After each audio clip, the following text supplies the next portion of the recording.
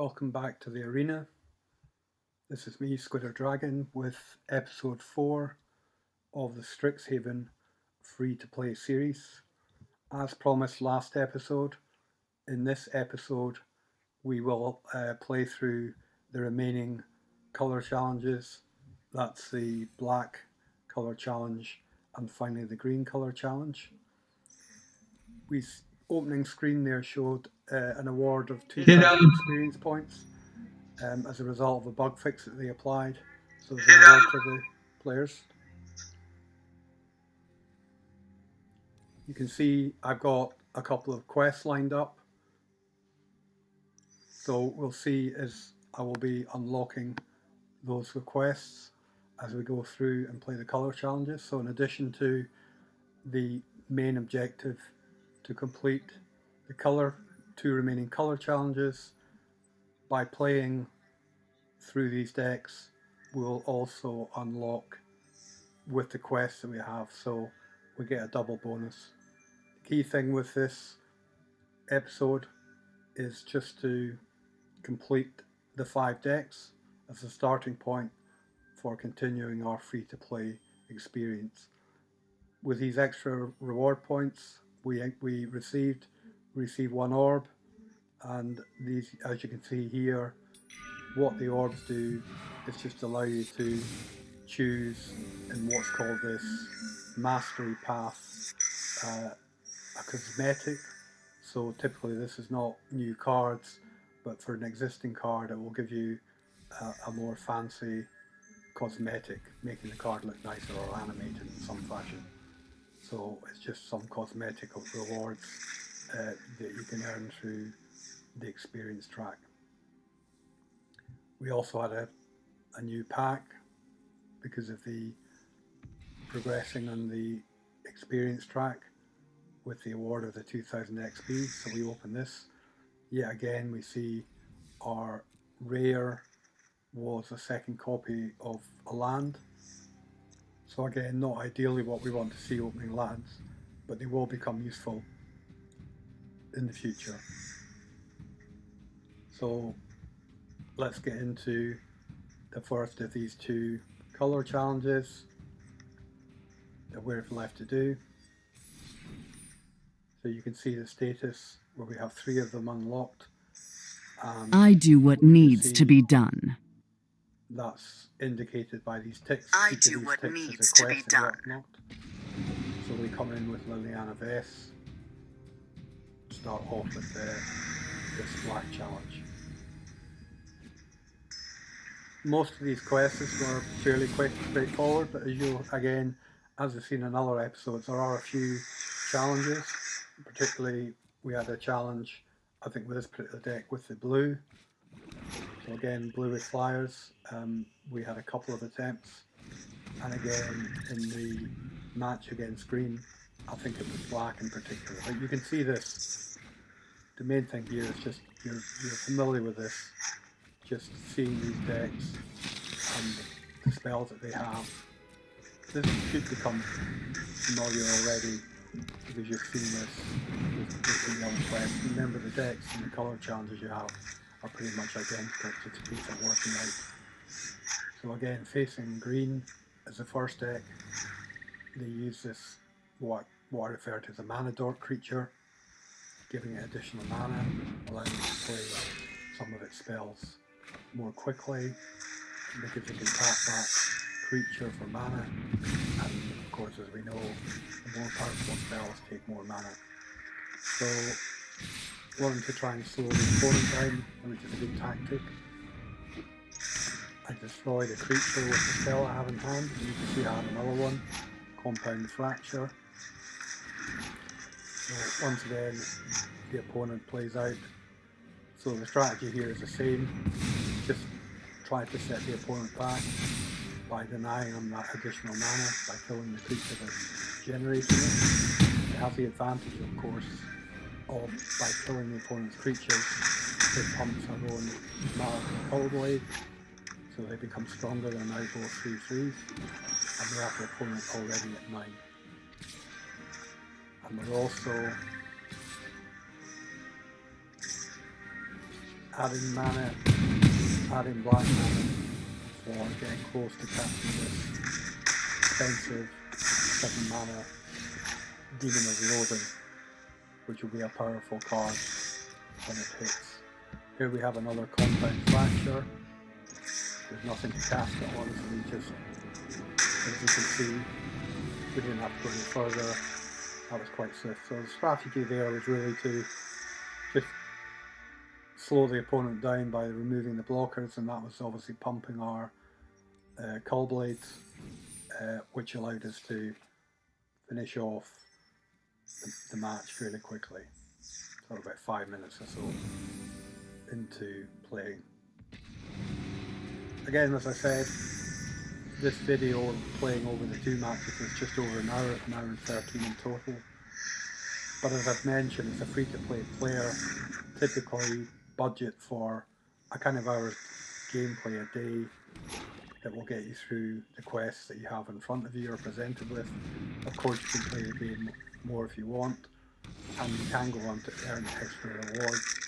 But remember, as I said, there's a difference between playing the quests, where just playing the spells is enough once you get enough of a particular spell, whereas following that period when the quest is complete, you'll only get additional rewards by winning matches. Just something to bear in mind. I say that purely from a time perspective, because you can win matches, but if you're losing and you keep playing, you're just going to be spending more time and potentially not advancing. So it's really just a matter of how much time you want to invest. So again, my main principle here is playing as a free-to-play player is by playing an hour a day. That's maybe from a time point of view all you have, but playing an hour a day will allow you to normally complete the quest that you have in front and in the most efficient manner possible. We'll look at creating decks that help us to do that sooner rather than later. So again, here we see with the next match facing white, we know what white can do with his life gain. So the strategy here is to try and slow white down a bit, and again, similar target by attacking the skeleton and use this trick with fracture, because it's an instant, remember, so we can cast it on the opponent's turn, and that rolls in into attacking. And again, it has the advantage of we've got the Gorger out, so when we gain life, it gets stronger.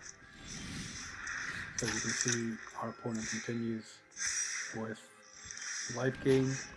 The fact he's brought the creature out has already increased the Hallowed Priest to 2 from its initial 1/1. It's just as a feature of that. So again, we want to be aggressive. And again, you can see there's lots here because we've drawn into another fracture. I can do the same trick. Here I'm choosing to kill the creature that grows.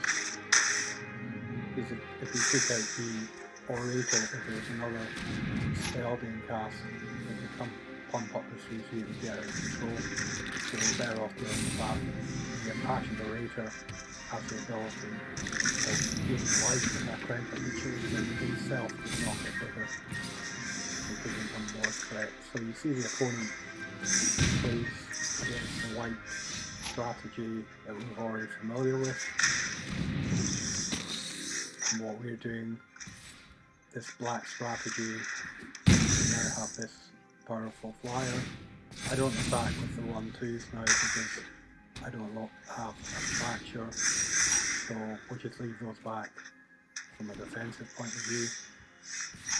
Here you see we draw into some additional land.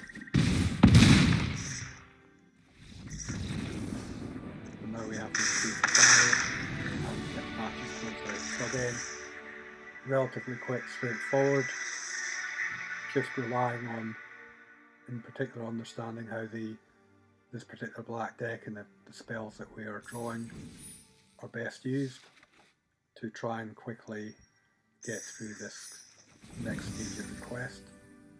We upgrade our deck again. sometimes, as you've seen as well, upgrading the deck is useful because it adds more spells, but more often than not, more spells means that you might end up drawing into spells that might not necessarily be the same ones that you've seen, and it's just because there's more spells in the deck to draw from. So again, here we have a similar start because we've at least drawn into these two compound fractures, and we've seen what they do. We're now facing red here. So we're facing the red deck, so we can try a similar strategy. We can see as well we're lined up a costly 6 mana, 5 of any colour, black in this deck, and 1 other. So that's some time off, but for now we continue to try and use the cards that we have and use these tactical tricks of being able to block and kill a creature with more toughness or more power by using the fracture. So it's just a tactic. We draw into another useful spell, Unlikely Aid, which helps us make a creature indestructible and gives it a boost in strength. So again, we can use that tactic potentially. At this point in time, I choose not to, and remember the compound factor will not work in this case. But I can deploy the same trick now that I have 2. So I will block, and as we saw before, cast Compound Fracture as an instant, which saves our skeleton and kills off the Gorge. Spell Gorge are weird. Spell Gorge are weird if the opponent casts an instant or sorcery spell, increases its power by 1. So again, if it's not kept in check, it can get out of control. So again, we continue to be out as we're drawing into more mana, working up towards mana for playing the Nightmare. We have the Unlikely Aid.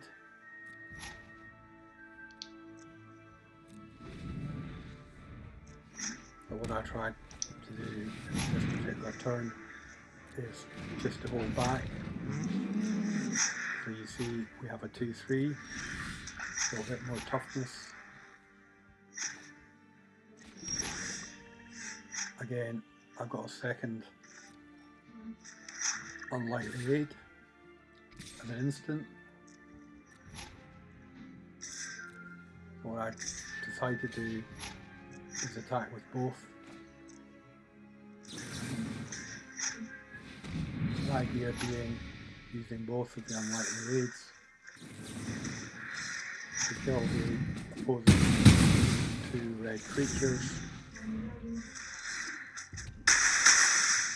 But because of the additional ability of the indestructible, leaving both of our creatures alive.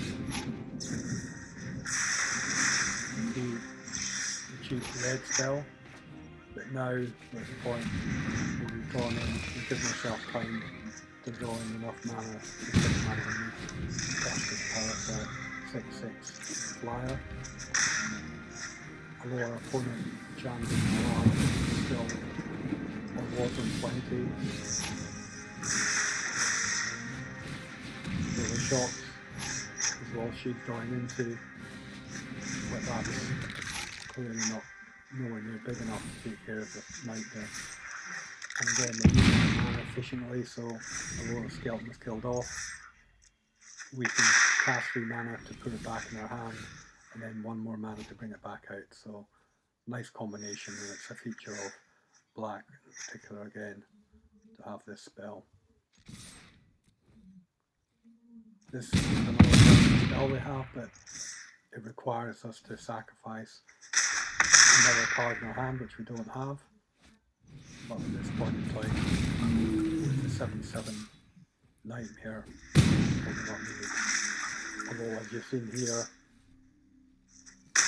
red, a typical red AI, it has the 4/4 flyer, but rather than keep it back, typical haste, but just want to show you how this works, particularly with when I did decide to cast the skeleton. I could have cast the Outrider, but in this case the match was already over because of the attack from the skeleton, so we finish off.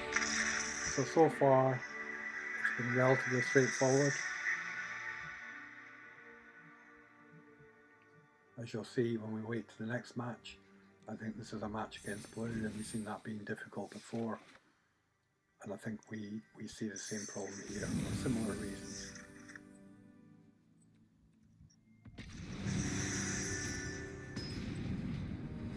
Yep, so we've got the match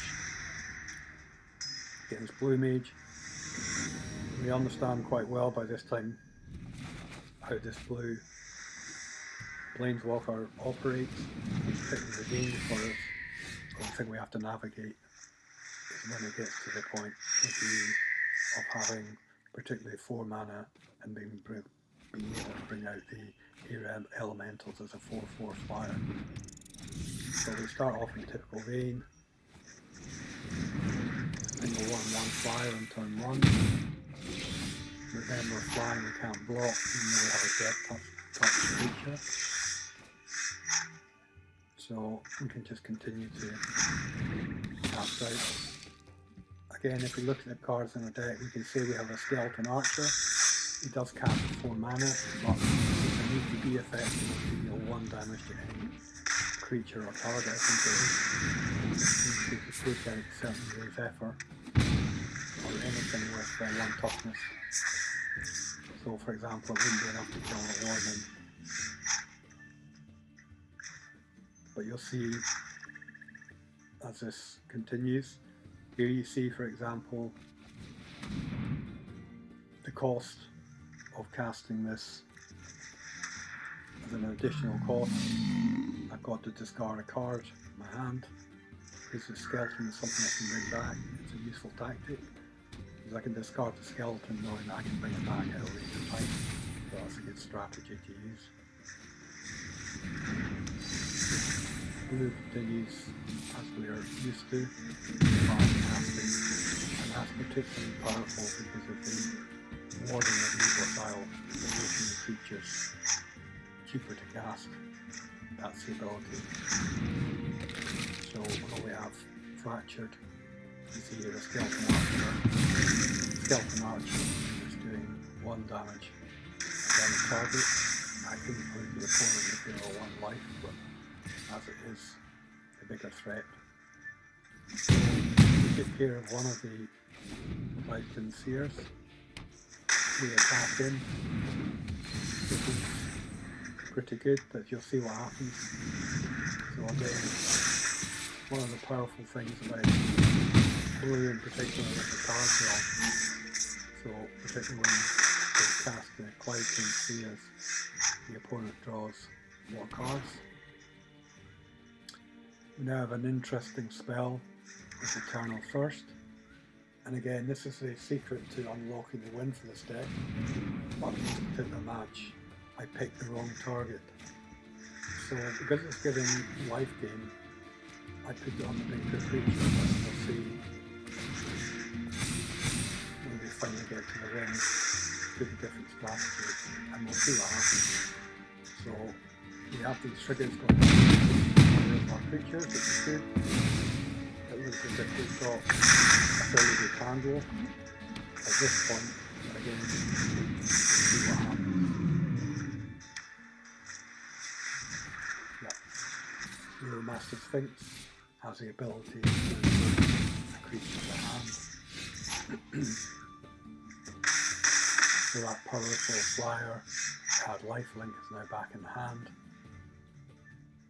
We do have a 5/5, but of course we're facing a 5/5 flyer. And although we have the Compound Fracture, it's only really able to kill either the Cloud Concealer or the Zephyr Skull, so we know the issue is the 5/5 flyer in particular, but not only that, the other 2 flyers, if they're not walking or not removing. So we'll go ahead and try and remove. In this case I tried it, probably wasted effort, suppose the idea here is to try and reduce Sphinx and attack.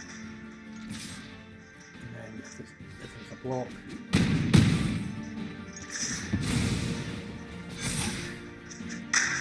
which we get, some of that strategy seems to work.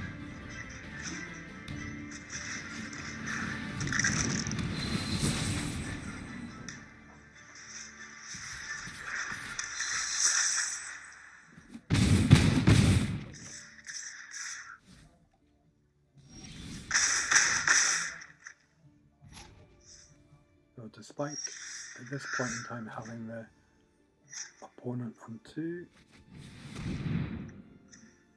would think it should be enough.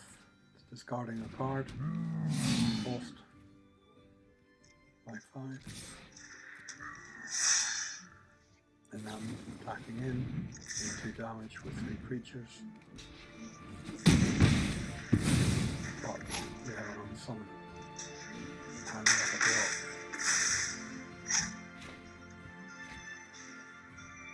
So despite it looking as if the match is over, with that combination of spells, then we have summon.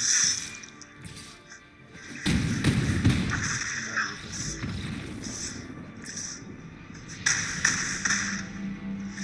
then we lose. So again, showing the power of blue. Again, in particular, at the end there, using the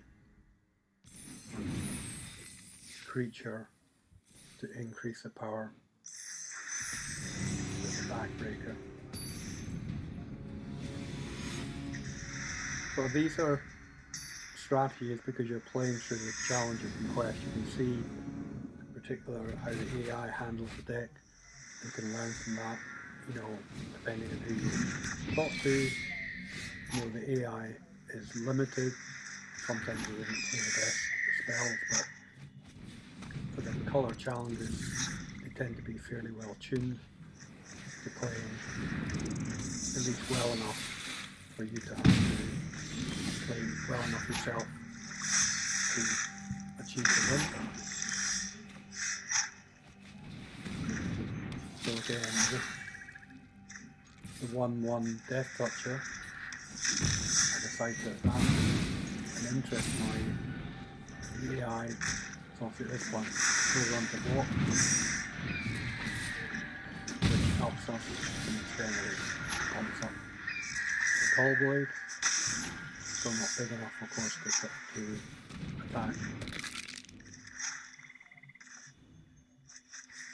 It could be blocked.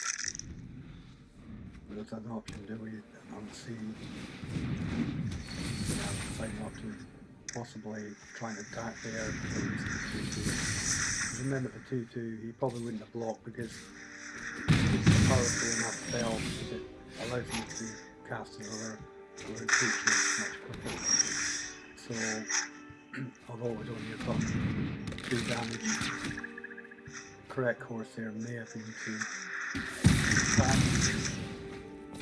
Something you've got to get used to. So again, we use the Archer to do a 1 damage, take out one of the Cloudkins. Now I do attacking because the Call Blade is at least 1 stronger because of the death of the Cloudkin.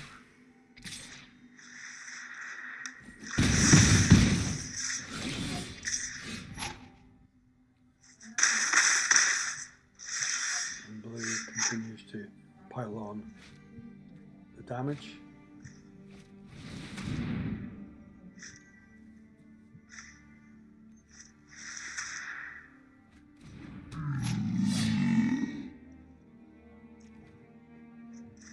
Here I decide to sacrifice a land because of the spells we already have. I've got access to the Compound Fracture to take out the Cloudkin.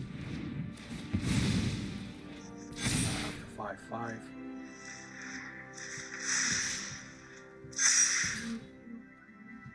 The Death Throne or Call Blade. And I have the Eternal Thirst.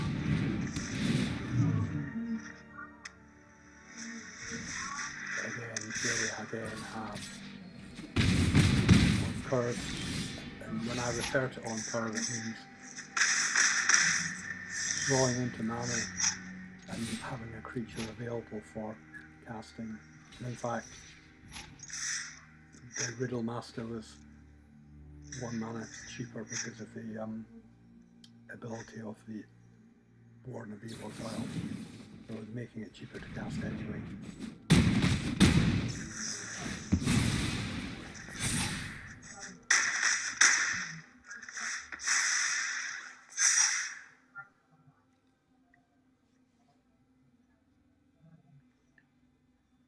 We know we got an unsummon potentially again here. I can't cast the Outrider without giving up the Thirst.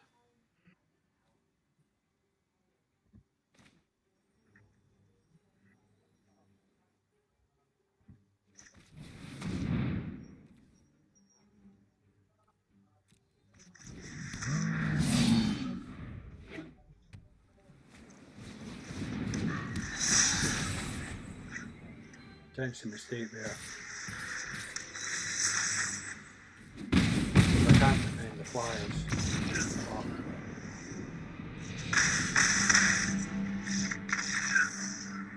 I think it would have been a bit academic. So again, tough challenge with the blue deck.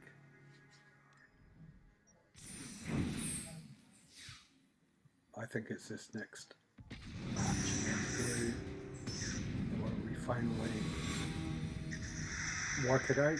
But again, it's just taking best thing to do with these challenges. As I said, most of the early starts will be the same cards coming out. It's just working out a different sequencing, or just working out, just tweak your strategy appropriately to achieve the winning line once you're clear that you've got the strategy worked out. Now that might, don't worry, that might take you a few times as it's doing with itself.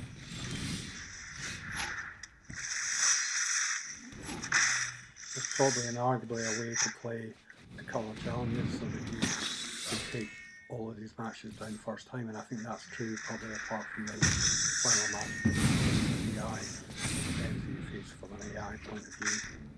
But again, it's probably designed in such a way that you're getting a matched opponent that is a similar level to you to make it fair, as it were. You certainly won't be facing, you don't really face what I would term overpowered decks. So again, here we use the same strategy to bring out this 5/5 earlier, discarding the skeleton that we can bring back. I don't attack. Again, possible mistakes to know how important the Warden is. Of course, because the spells are cheaper, we can able to cast 2 Cloudkins. So we've got access to a Fracture.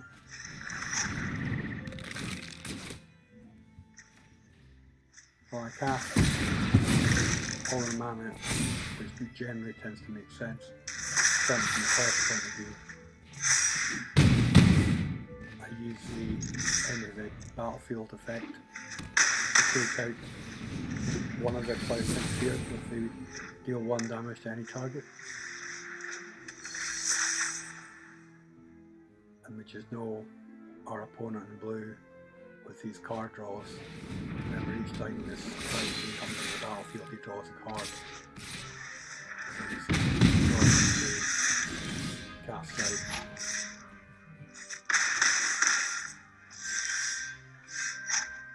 Now we have this Thirst. In this case, I used the same.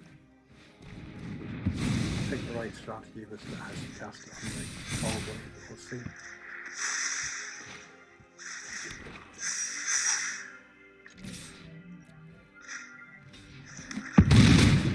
Important part that I needed potentially my life was lower.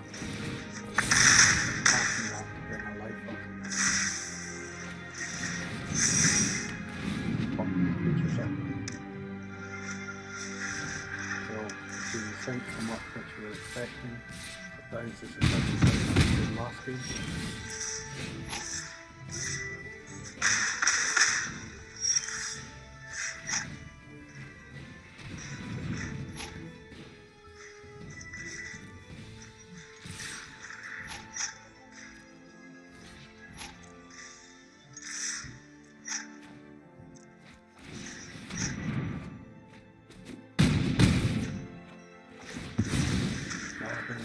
Back.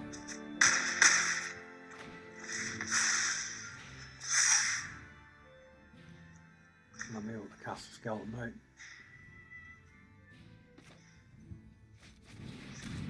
Actually, right. Yeah. I was hesitant of leaving it back, so it would be a card in hand too, but I'm going to draw in a card. So then you see, and of course, in the air, casting in with everything.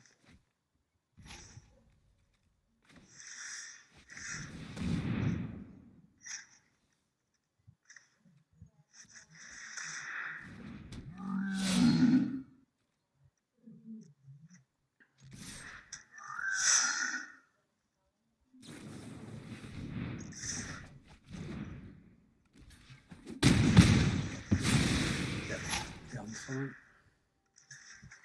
Block. There you go. What? I've already seen that. You can see here. Going into this thing. Going. It's gone great because not enough power.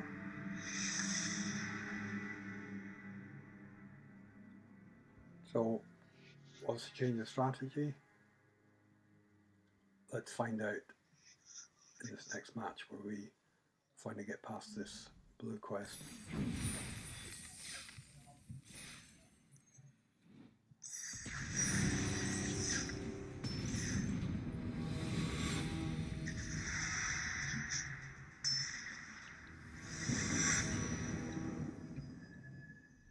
Base again.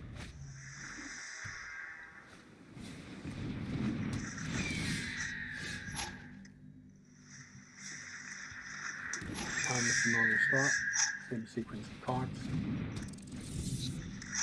It's a nice feature of the colour challenge. Pretty much the same sequence, which just asks me to think about strategy.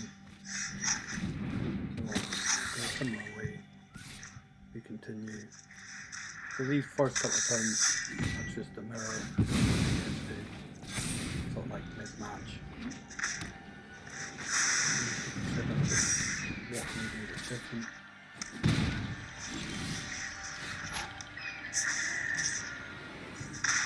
Here again is that danger card.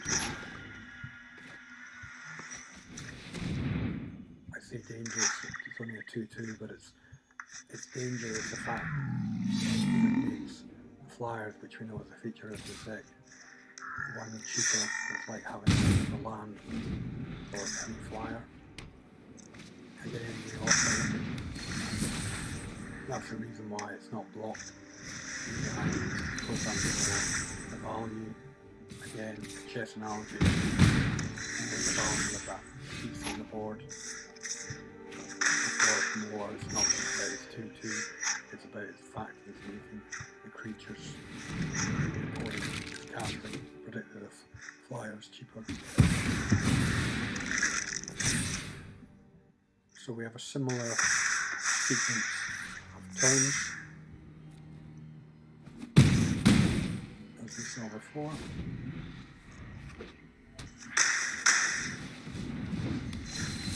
A similar point, but again, more flyers than added, and more guardians. 10 of 10. Here we have the Eternal Thirst. Now last time we cast the Eternal Thirst on the Outrider, but that didn't work.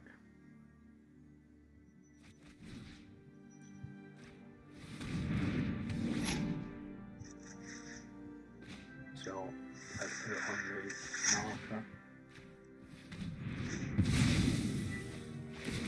Let's give ourselves a little bit more life by going with the fracture that pumps that up. It triggers up to 5/5. So now we have 2 5/5s rather than splitting that power up. So we know it's the same wind reader that comes out, or even if it's an unsummoned. So we've got a 7/7 and a 5/5. Yep. So choice now is to return, but of course it's taking a 5/5.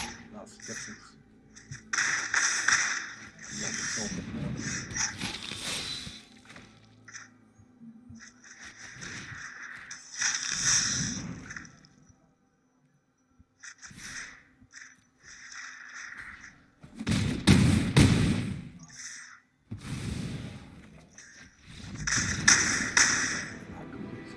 Could have done that differently.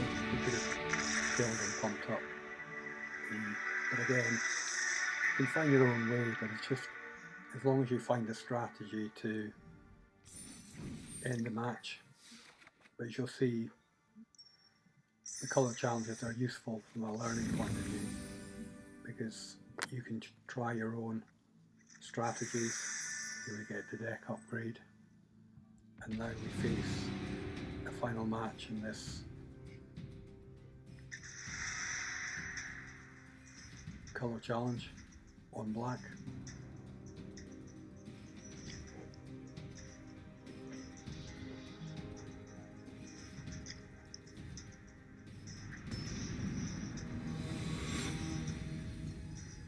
I think this ends up being another close match and we close it out, but again, because you're playing on a, oh no, we have, yeah, there's a player v player, so it will depend and see what, they don't necessarily know what the opponent is playing. Seems to be a mirror.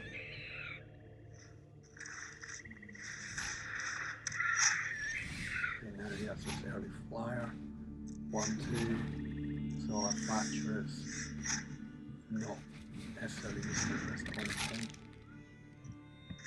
So we just cast out Skeleton. At least at this point it's a 1/1, so when he attacks with a flyer, remember when a creature attacks, it taps and it's not able to block. So you see now he casts out a 3/1, but we do have the fracture. Fraction, 1 damage is enough. We take out this Strixhaven card.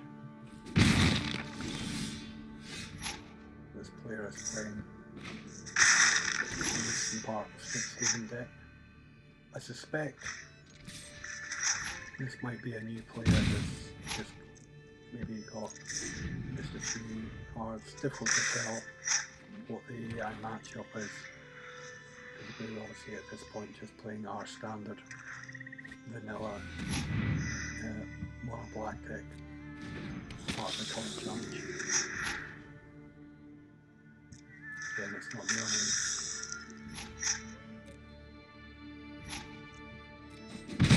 that you have.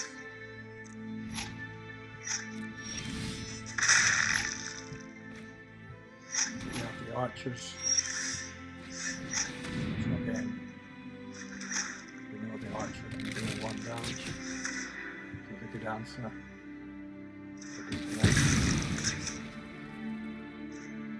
Silver Crow card. And if he's attacked with 1/2, we can attack as well. Just giving us at this point in time parity, but we have more power in the board with our 3/3 skeleton.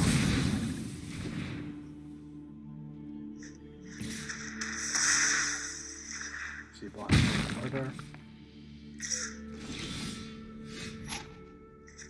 And attacks him with his flyer. We draw into our next land. Sorry, swamp.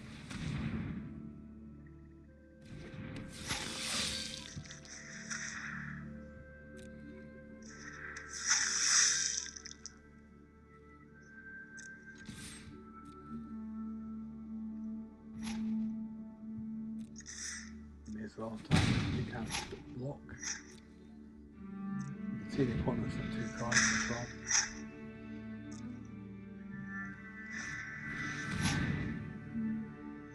We're still some way off from casting the Demon of Loathing. Opponent cast Agonizing Remorse, allowing us to look.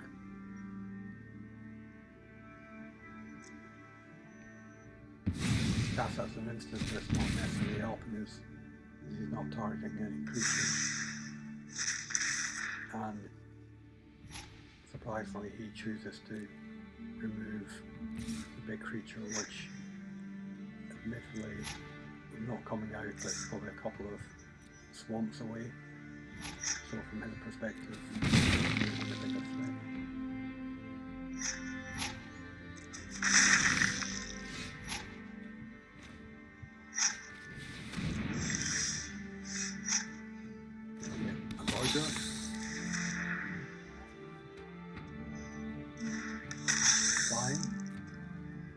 Interesting, because we have the Unlikely Aid, but of course we can't block anything, so we can attack him.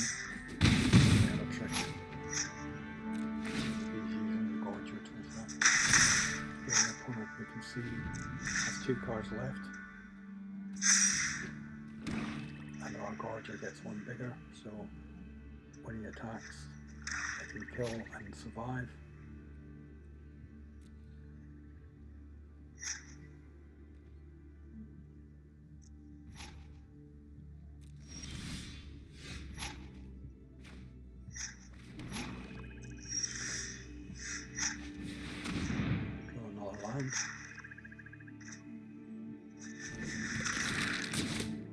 Cast our Archer.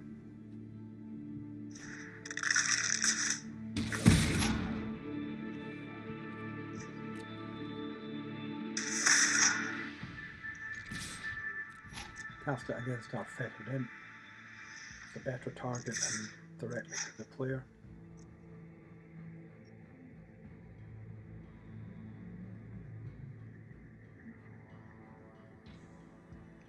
Now we're waiting for if he's going to block.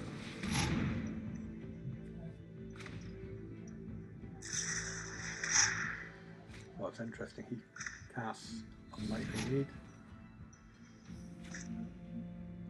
There's almost certainly somebody playing starter deck themselves with some Strixhaven additions.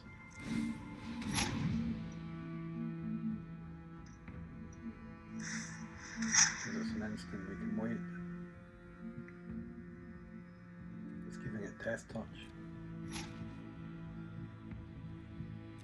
But we were going to kill it anyway.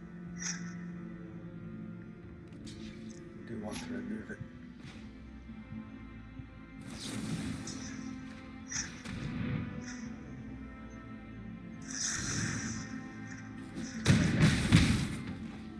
Save the creature on both sides with a single spell.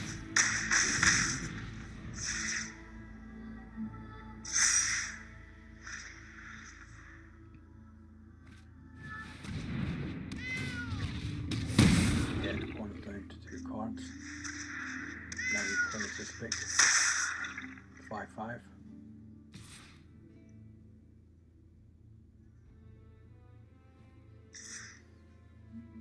Still decides to attack.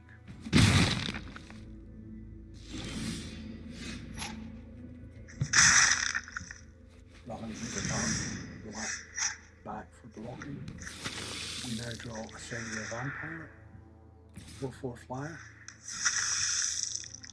We have our skeleton, which the plan is, so no point in the casting just with the flyer. Everything else can be blocked by the creature.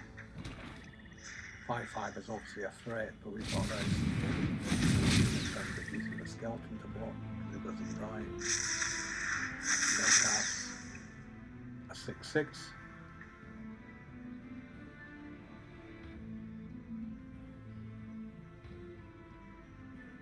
It's giving it an option of spells as an ETB effect.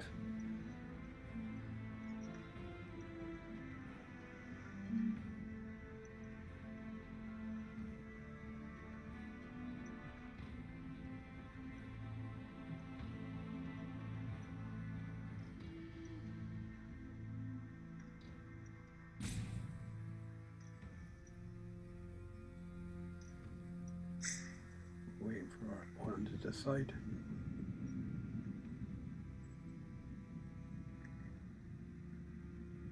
He has an Agonizing Remorse. Eliminate can get rid of the creature. Agonizing Remorse gets rid of something in the hand, but because our hand's empty, we give him the Agonizing Remorse, which is no use, and we know that's until he draws another spell. He obviously attacks with the 5/5 and the flyer.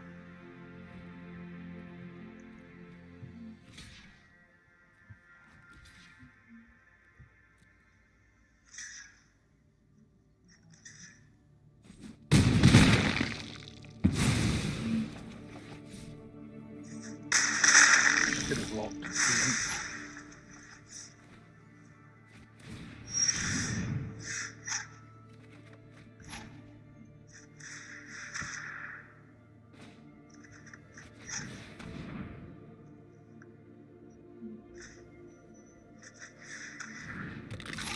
Still have this 6/6. Last time. Cast out all our mana.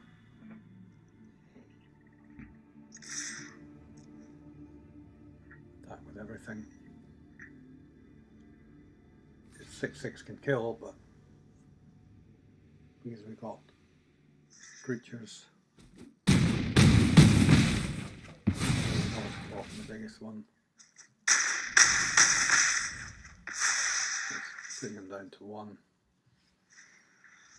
Where we have 4 creatures and he has 3.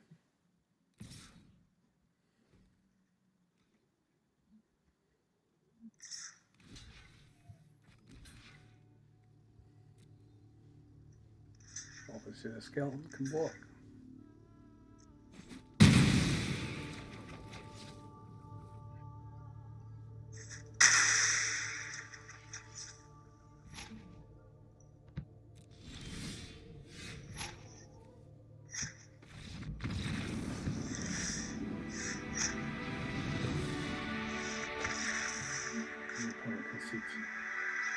It was a bit of a mistake from me there. What I should have done before turn past, I could have put the creature, the skeleton, back in my hand. I cast it for 3 and put it in. Well, at least it would have been in my hand. But as I said, so that's the 4th colour challenge completed. We have 1 left. Our final colour challenge is green. In some ways, personally, from the monocolour decks, it's difficult to know from my experience. I mean, we've seen arguably the blue with flyers is quite a powerful deck, but my personal favourite monocolour is, at this stage, The wild wasn't meant to be contained. green, which is the next deck that we play. The wild wasn't meant to be contained. So I'll show you why. I mean, it's, if you are following the series, in particular, I think when I had the intro video and I had some of the resources, when it talks about type of player, green favours what's referred to as a Johnny player. This is a player that likes quite a simple strategy, just big creatures, casting, big effects, and green pretty much would be a favourite type of deck for what would be referred as a Johnny. You see, we ran into these, which we've seen when we played this from the other side. So we were having spells. In this case, we're playing against white.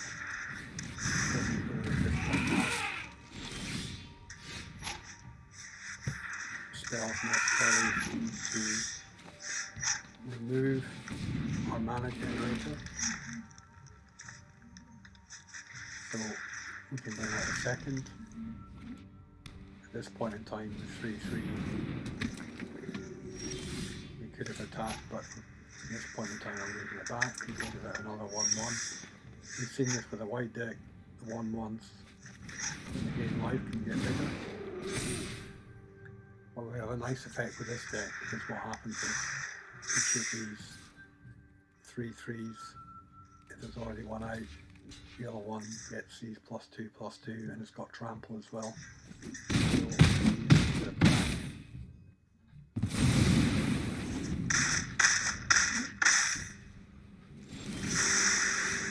and that reduces our white opponent to just big cat.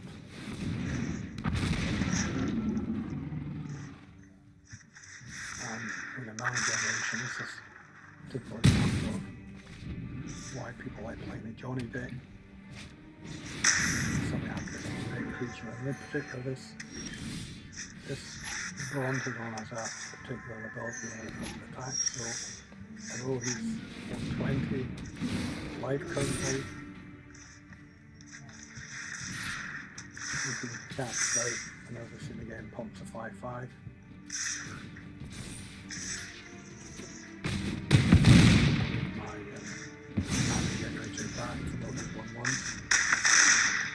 But look at the massive double the creature power when it attacks. It's got trample. So again, I would transform the distance back and right, that's what it's in return.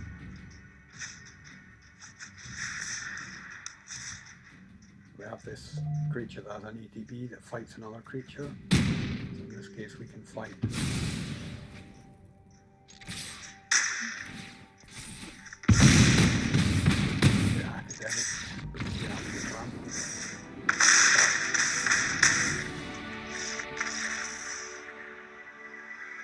So, in all ways, that might show you why, in particular, of the mono colours, my personal favourite normally is mono green. We're building these powerful decks. As you'll see as we upgrade the deck, it adds some nice spells from what's called from a removal point of view, i.e. being able to remove creatures that might be threats. And Green does a fairly good job of that with these spells that get added to the deck, which we're going to see as we continue through these matches. So our next matchup against Chandra.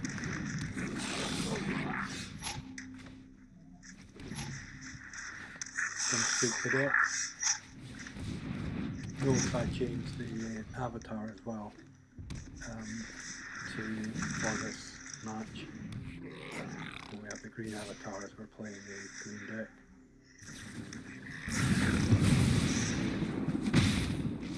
Again, I'm not going to walk. Well, as I said, I wasn't planning to walk, but the red deck we've seen, the red deck has shock. So we're still at this point in time, because we understand how this deck works. So we know typically with red, as we've seen, that typically fast, cheap creatures, or in this case, Spellgorge are weird.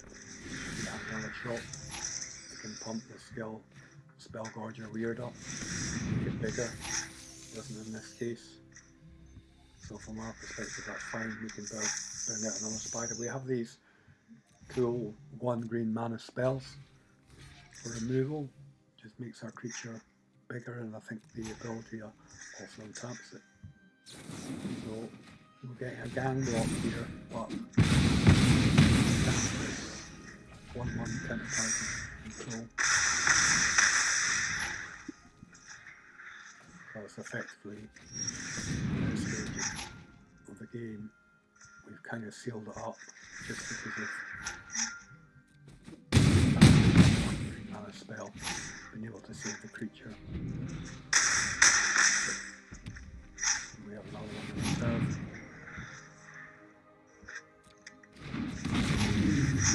Here we have the dragon coming in. The advantage with green as well is it has this protection, reach on the creatures. So those are ground creatures. The reach ability allows them to go creatures with fly.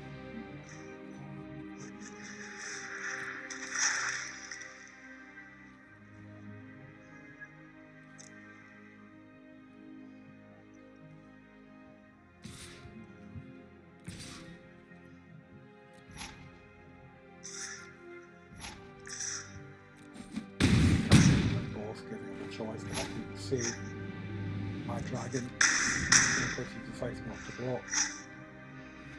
He's on 1. The AI champion is on 1 life.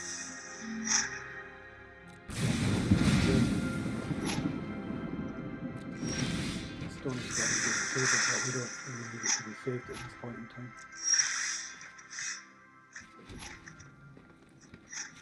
We've got some going on of our own here. Academic, because we see what the bronze man does, it's enough for us to finish off. So fairly one-sided again, but again it's because of the creatures and that combat trick that we used. All the while, remember this is should be knocking off our quests as well, so we're doing the challenge, but the quests are normally about casting particular types of spells, so hopefully our quests should be getting completed as well. We'll see that at the end.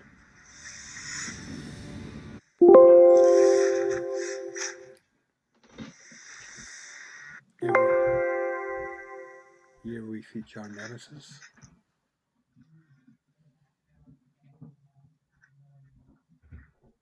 I got a battery notification at this point. So the pause here while I go and find the power, so I don't lose power while we close out this particular episode.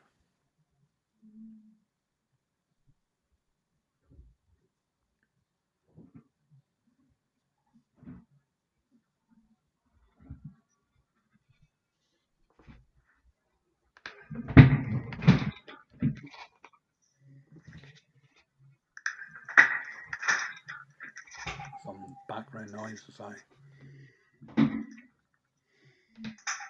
come in and plug in the power charger.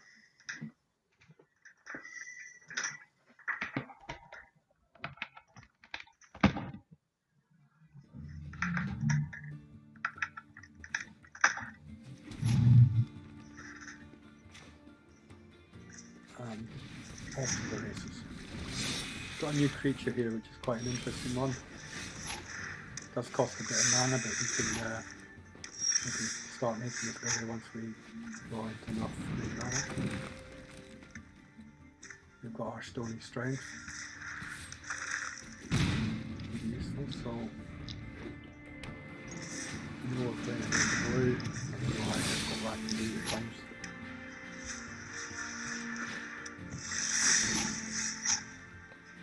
At least in this particular challenge, we have a different start from what we normally see, which is when we have the 1/1 flyer. It's a turn 1 play.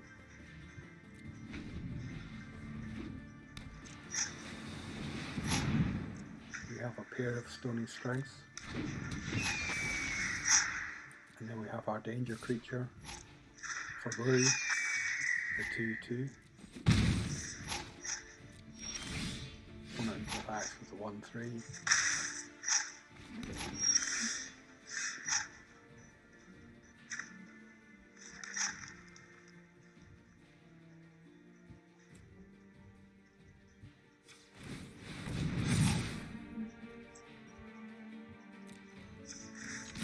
And activate the ability.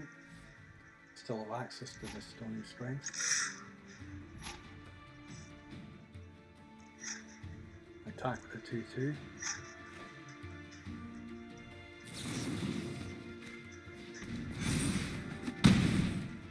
He's not blocking, we know how powerful a 2/2 can be.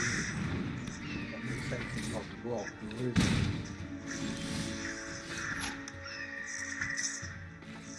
So again, we're off to the races as it were. Meanwhile,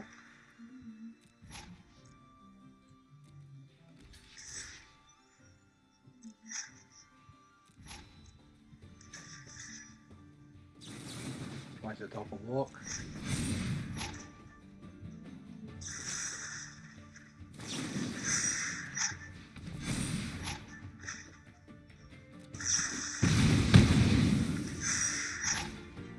make sure I get rid of both these creatures. I use both. I want to contain the power that Blue has on the board. You'll see a similar spell from previous rounds that we've had. We have access to them at 4/4 at a cheaper cost.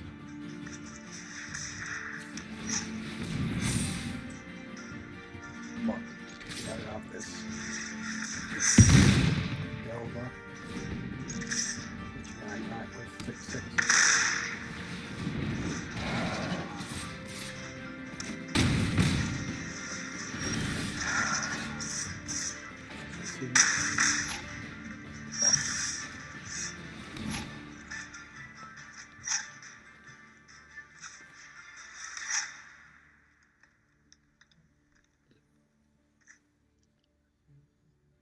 We have the Brontodon.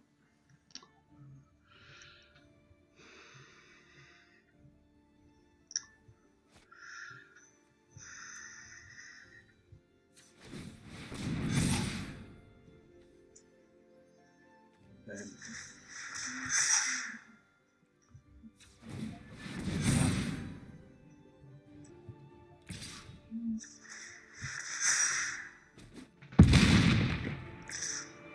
I'm trying to do here.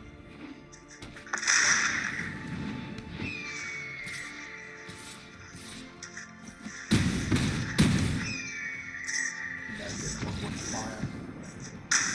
But again, yeah, it's no loss. Close. So our strategy was almost perfect, but not quite. Again, the blue flyers being an issue.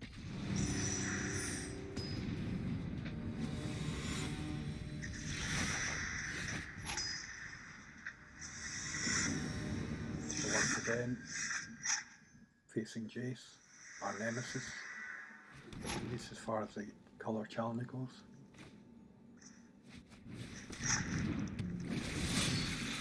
Similar start. We'll be looking to see if we have different sequencing that we can use compared to what we saw the first time around. It's likely the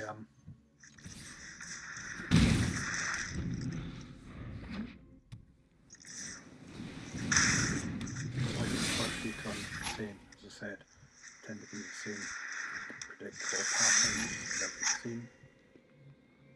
Yeah, so we now have the two strong strengths as we saw before.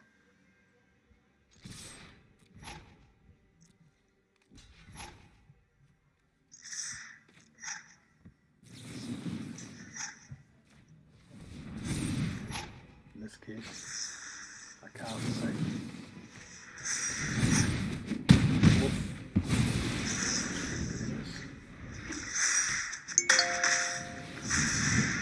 More aggressive. I've now come top to get our danger card that we know about.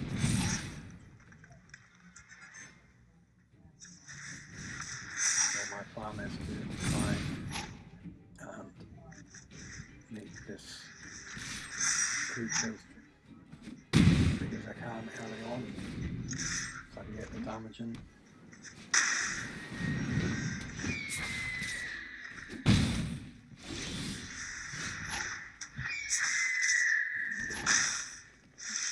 Interesting, we've been drawn to his card draw this time. And I have the mana for the Brontodon.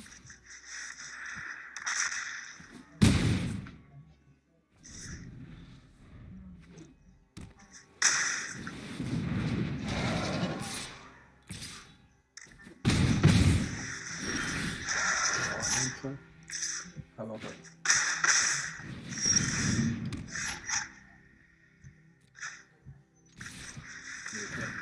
card draw.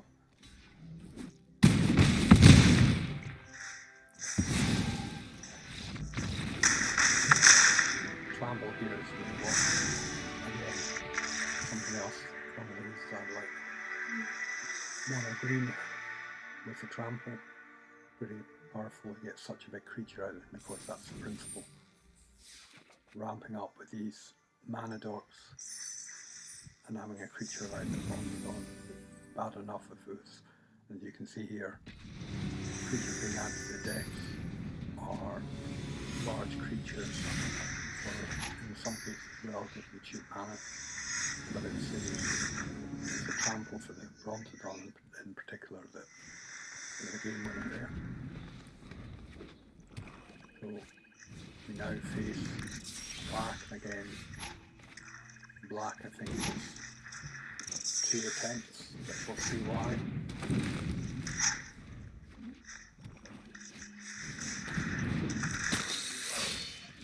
So we have a similar starting hand. We've got the Rampaging Brontodon, but we know it's something that we now have a new spell, which is an interesting one. So it's effectively a removal effect. I don't know, probably getting bigger, so I'll take it out. You have to be careful when fighting against Death Touch, because remember when you have a actual fight with a Death Touch creature, no matter how big your creature is, Death Touch will kill it. So it's just to keep the Malachor Culblade under control. We're happy enough if the opponent's unattacked is a 1-1.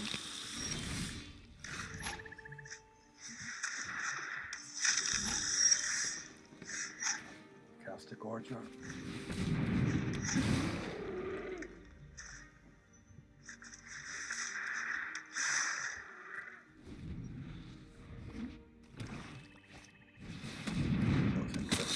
We don't expect them to have the 1-1.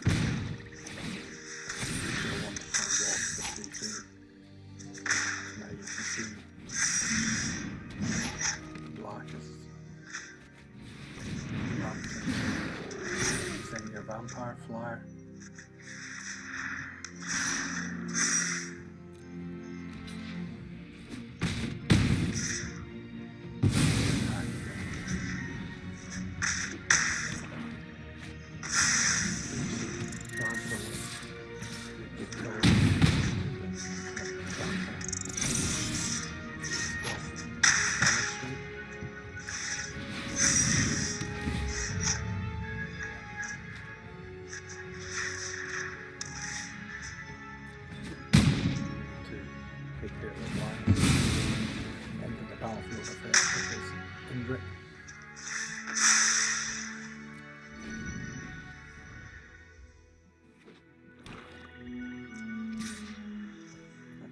Because of the typhoid rat.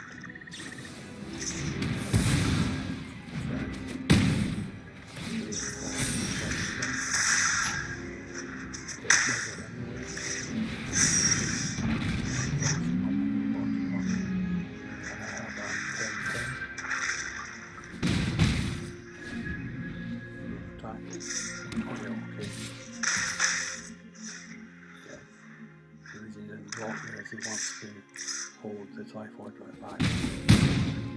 Expecting me to block, not block.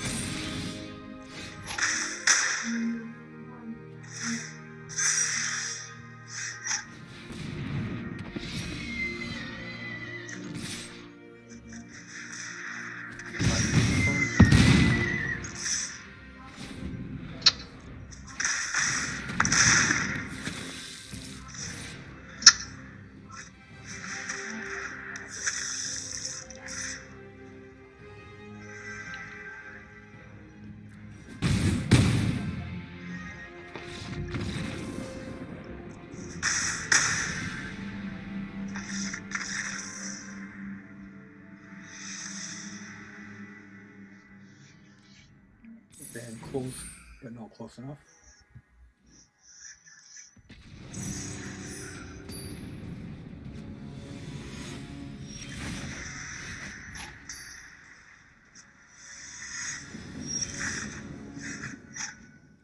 So once again, try a similar strategy, just a slight change needed.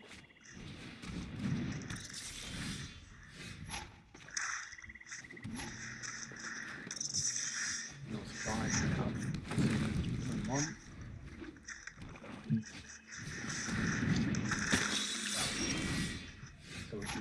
up to pretty much the same point. So these first two turns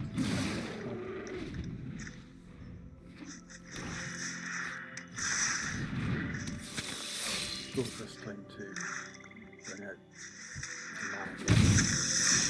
Got two of the I'm not going to block. I got one boss to get bigger.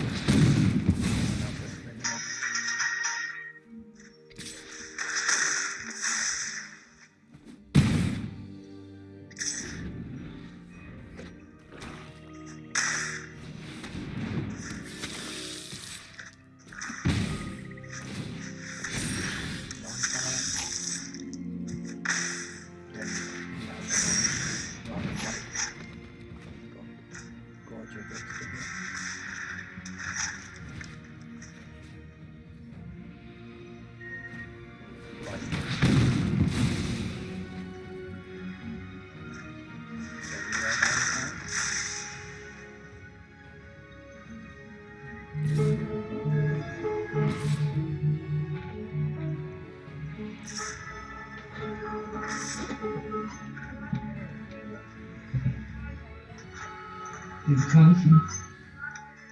Oh. I can. Sorry, phone call came in.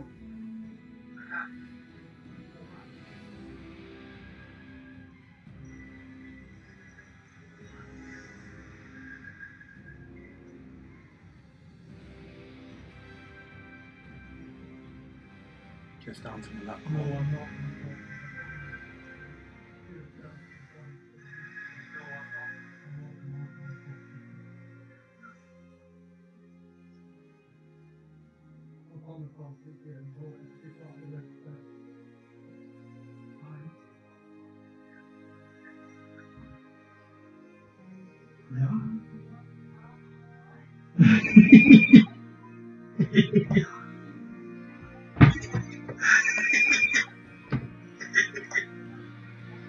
Yes, please, Tom.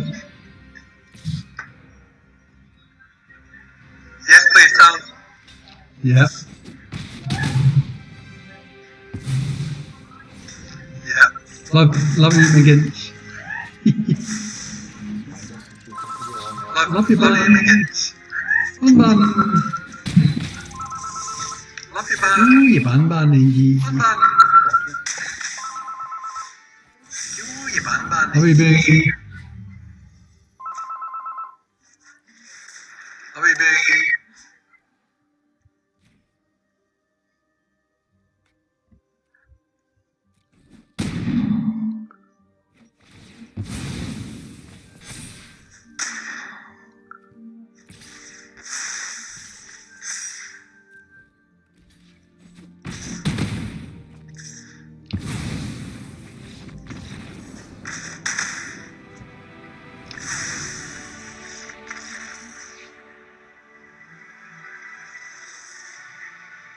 So we face our final match.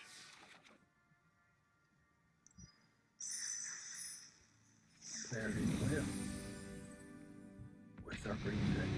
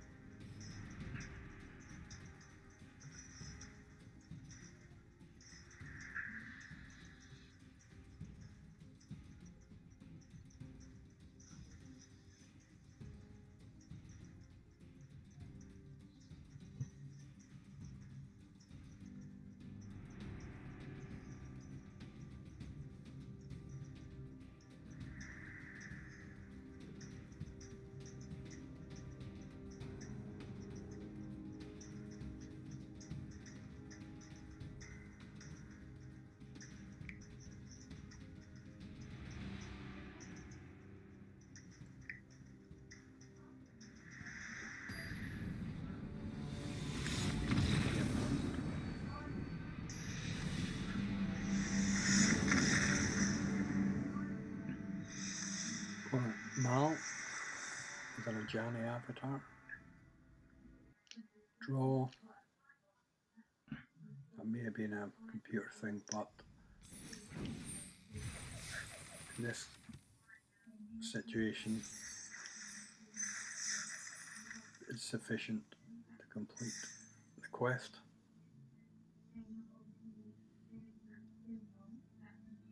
So, one look at gift horse in the mouth, as you see. You did it! I'm so proud of you. I'll be around if you want to practice a new deck. I'm so proud But of from you. now on, you'll have to battle other I'll be players to around earn if you want to rewards. practice a new deck.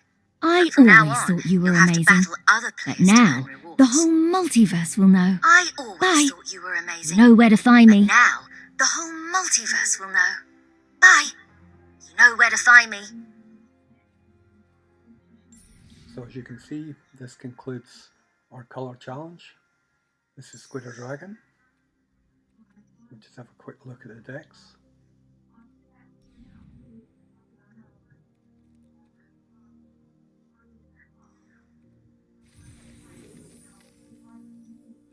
Do a pack opening first.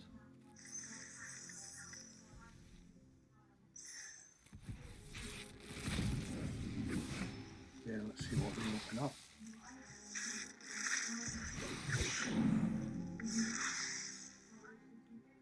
We opened a rare wild card, which is useful. We've just been playing a green deck, so that seems to be a useful addition for green.